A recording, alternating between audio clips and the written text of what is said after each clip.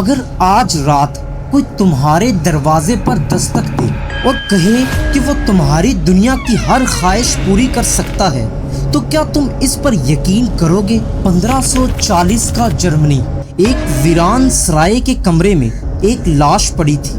اس کا جسم بری طرح مڑا ہوا تھا، جیسے ہر ہڈی کو کسی نے اندر سے توڑ کر دوبارہ غلط انداز میں جوڑ دیا ہو۔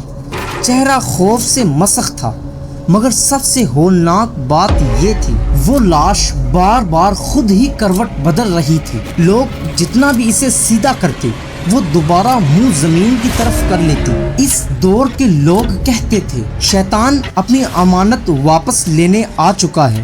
یہ لاش تھی جوہان فاسٹ کی، ایک ایسا شخص جو علم، دولت، طاقت اور شہرت کا دیوانہ تھا۔ کہا جاتا ہے کہ اس نے اپنی خواہشات پوری کرنے کے لیے شیطان سے معاہدہ کیا تھا، بدلے میں اسے وہ سب کچھ ملا جس کا اس نے خواب دیکھا تھا، مگر ہر معاہدے کی ایک قیمت ہوتی ہے اور فاسٹ نے اپنی روح کی قیمت ادا کی۔ لیکن فاسٹ کی کہانی صرف آغاز تھی۔ تاریخ میں ایسے کئی لوگ گزرے جن کے بارے میں کہا گیا کہ انہوں نے شیطان سے سودا کیا اور پھر ان کا انجام اتنا خوفناک ہوا کہ آج بھی ان کی کہانیاں لوگوں کو ڈرا دیتی ہیں۔ 17ویں صدی میں ایک مشہور بحری کپتان تھا، برنارڈ فوک۔ وہ ایسا سفر صرف 3 مہینوں میں مکمل کر لیتا تھا جسے دنیا کے تیز ترین جہاز بھی 8 سے 12 مہینوں میں طے کرتے تھے۔ لوگ حیران تھے، آخر یہ کیسے ممکن ہے؟ افواہیں پھیلنے لگی کہ اس کے جہاز کو خود شیطان راستہ دکھاتا ہے، اس کے ساتھ ہمیشہ ایک سیاہ کتا رہتا ہے اور سمندر بھی اس کے سامنے راستہ چھوڑ دیتا ہے۔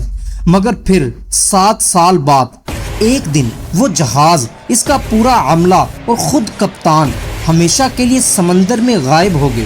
نہ کوئی ملبہ ملا، نہ کوئی زندہ بچا، اور آج بھی دنیا اسے فلائنگ ڈچ مین کے نام سے بھوتیا جہاز مانتی ہے۔ پھر وقت گزرا اور دنیا نے ایک ایسا موسیقار دیکھا جس کا نام تھا نکولو پاگانینی۔ وہ ایسی رفتار سے وائلن بجاتا تھا کہ بڑے بڑے موسیقار بھی حیران رہ جاتے۔ اس کی لمبی انگلیاں، خوفناک چہرہ، کالے کپڑے اور اسٹیج پر اس کے عجیب حرکات دیکھ کر لوگ کہتے تھے وہ اکیلا نہیں بجاتا، اس کے ساتھ کوئی اور بھی ہوتا ہے۔ کئی لوگوں نے دعویٰ کیا کہ انہوں نے اس کے ساتھ ایک سیاہ سایہ دیکھا جو اس کی موسیقی میں اس کی مدد کر رہا تھا۔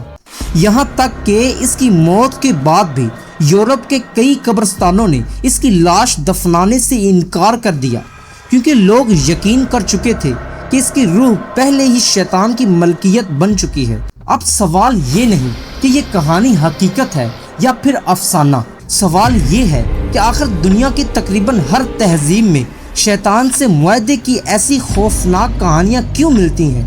کیا یہ صرف انسان کی لالچ کی علامت ہے یا واقعی کبھی کسی نے اپنی روح بیچ کر طاقت حاصل کی تھی؟